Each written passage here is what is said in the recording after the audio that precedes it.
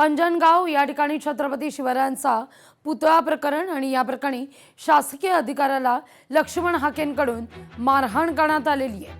मंदिराची जागा मोजण्याकरता आलेल्या अधिकाऱ्याला ही मारहाण आहे।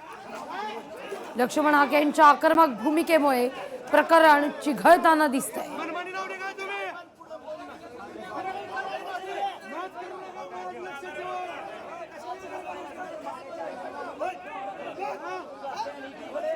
या सगळ्याविषयी अधिक माहिती घेण्याकरता थेट जाऊया आपले प्रतिनिधी अभिराज उबाळे यांच्याकडे। अभिराज, नेमकं काय घडलं होतं?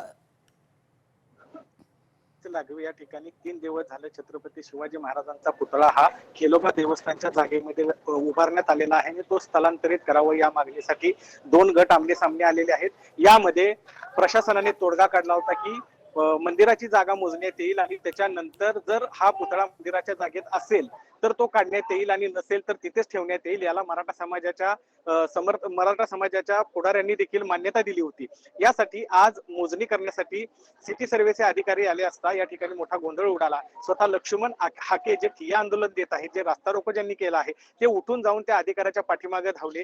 कुठे तो अधिकारी, कुठे तो अधिकारी म्हणून त्याच्या अंगावर धावले, त्याचा शर्ट धरून त्याला ओढलं आणि मारहाण झाल्याचं देखील या ठिकाणी बोललं जातंय। एकंदरीतच एका बाजूने सामंजस्याची भूमिका घेतली असताना दुसऱ्या बाजूला लक्ष्मण हाके मात्र पुतळा करून ठाम आहेत। त्यांनी आता मुख्यमंत्र्यांना देखील आव्हान केलेलं आहे की आमचा मृत्यू होण्याचा आपण या ठिकाणी वाट बघताय का?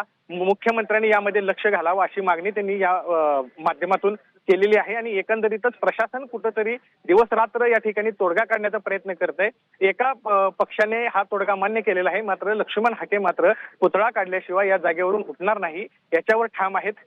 2 दिवसापासून सोलापूर माडा हा रस्ता बंद करण्यात आलेला आहे। एसटी वाहतूक बंद केलेली आहे। जे सामान्य नागरिक प्रवास करत आहेत त्यांना लांब दुरून प्रवास करावा लागत आहे।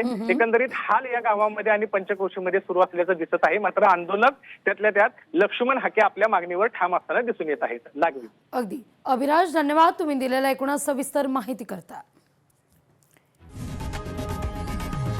लोकशाही मराठी ऐका, पहा, जागरूक रहा।